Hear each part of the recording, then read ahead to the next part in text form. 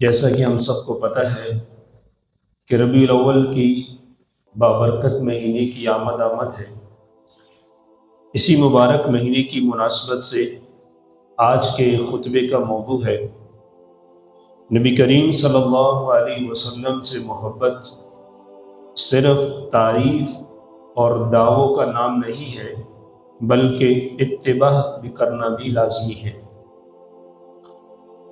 آج ہم یکم ربیع الاول میں داخل ہو رہے ہیں۔ یہ وہ مہینہ ہے جو مسلمانوں کو ایک عظیم ترین انسان جن کا نام رسول اللہ صلی اللہ علیہ وسلم کی ولادت کی یاد دلاتا ہے۔ آپ صلی اللہ علیہ وسلم کو اللہ تعالیٰ نے تمام جہانوں کے لیے رحمت بنا کر بھیجا اور زندگی کے تمام پہلو اور گوشوں میں بہترین نمونہ فرمایا۔ آپ کے اخلاق کی عظمت کو اللہ تعالیٰ نے سورہ قلم میں آیت نمبر 4 میں ارشاد کے ذریعے تسلیم فرمایا کہ بے شک ہے میرے نبی،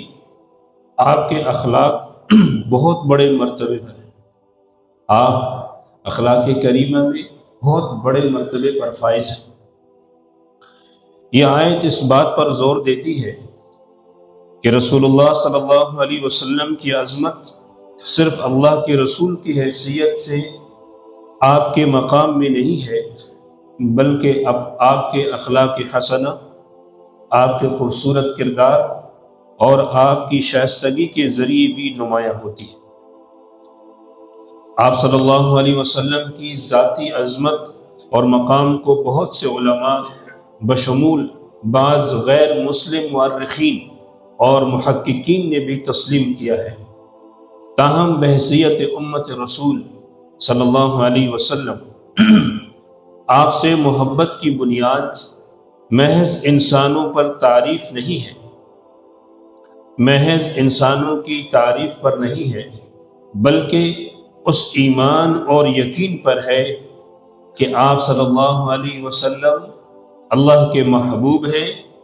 جو تمام انسانیت کے لیے ہدایت لے کر آئے۔ ہم جنہیں نبی محمد صلی اللہ علیہ وسلم کی امت بننے کے لیے چنا گیا،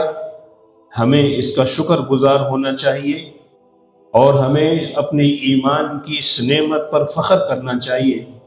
اور آپ کو اپنی زندگی میں اپنا نمونہ بنانے کی کوشش کرنی چاہیے، کیونکہ اللہ تعالیٰ نے آپ صلی اللہ علیہ وسلم کے اسوہ کو قرآن میں بہترین نمونہ فرمایا ہے۔ میرے معزز واجب القدر نوازیوں، اگرچہ ہمارے اور رسول اللہ صلی اللہ علیہ وسلم کے درمیان زمانے کا طویل فاصلہ حائل ہے، لیکن آپ سے محبت ہمیشہ سنت پر عمل کرنے کی کوشش کے ذریعے ہی زندہ رہ سکتی ہے۔ ربیع الاول کی آمد کو محض تقریبات اور درود و سلام اور تعریفوں کے ساتھ نہیں منانا چاہیے بلکہ یہ رسول اللہ صلی اللہ علیہ وسلم سے محبت کو تازہ کرنے کا ایک محرک بننا چاہیے۔ اس محبت کو اخلاق حسنہ اور اطاعت کاملہ اور آپ صلی اللہ علیہ وسلم کی جد و جہد کی پیروی کے ذریعے ثابت کرنا بھی ضروری ہے۔ رسول اللہ صلی اللہ علیہ وسلم کے عظیم صفات میں جن کی ہمیں پیروی کرنی چاہیے ان میں آپ صلی اللہ علیہ وسلم کی اپنی امت کے لیے شفقت شامل ہے۔ اللہ تعالیٰ نے سورہ توبہ کی آیت نمبر 128 میں ارشاد فرمایا، جو خطبے کے شروع میں تلاوت کی گئی ہے، جس کا مفہوم یہ ہے، بے شک تمہارے پاس تم ہی میں سے اللہ تعالیٰ نے ایک رسول بھیجا، تم ہی میں سے ایک رسول آیا جسے تمہاری تکلیف کا شدید احساس ہے، جو تمہاری بھلائی کا شدید خواہش مند ہے اور جو مومنوں کے لیے بہت زیادہ شفیق اور بہت زیادہ رحم دل ہے۔ معزز سامعین حضرات، بحیثیت مسلمان اس آیت کے اندر ہمیں غور کرنا چاہیے کہ رسول اللہ صلی اللہ علیہ وسلم کی مبارک شفقت اور آپ کے اچھے اخلاق اور آپ کے اعمال کے ذریعے ظاہر ہوتی تھی، یعنی آپ کی شفقت آپ کے ہر ایک عمل سے ظاہر ہوتی تھی۔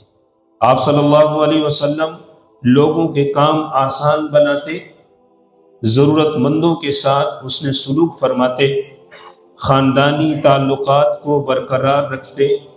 اور آپ کو تکلیف دینے والوں کو معاف فرما دیتے تھے۔ سیرت میں کئی ساری درج مسالوں میں سے ایک فتح مکہ کا مبارک واقعہ ہے۔ اس وقت رسول اللہ صلی اللہ علیہ وسلم بہت ہی طاقت کی پوزیشن میں تھے، لیکن آپ صلی اللہ علیہ وسلم نے ان لوگوں کو معاف کرنے کا انتخاب فرمایا جنہوں نے کبھی آپ سے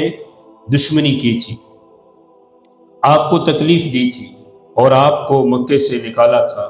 یہ واقعہ ہمیں سبق سکھاتا ہے کہ اللہ تعالیٰ کے قریب دل وہ دل کبھی قریب نہیں ہو سکتا جو کینہ رکھے، جو بغض رکھے اور جو حسد کرے، بلکہ وہ دل جو بدلہ لینے کی طاقت رکھنے کے باوجود معاف کر دے، وہ اللہ تعالیٰ کے زیادہ قریب ہے۔ معزز سامعین و حضرات، قیامت کے دن انسانیت خوف کی حالت میں میدان محشر میں جمع ہوگی۔ اسی وقت رسول اللہ صلی اللہ علیہ وسلم اپنی شفاعت کے ساتھ حاضر ہوں گے، جو مومنین کو اس خوفناک آزمائش میں آسانی فراہم کرے گی۔ بہت خوش نصیب ہیں وہ لوگ جو واقعی آپ صلی اللہ علیہ وسلم سے محبت کرتے ہیں، کثرت سے درود شریف پڑھتے ہیں، آپ صلی اللہ علیہ وسلم کی اتباع کرتے ہیں،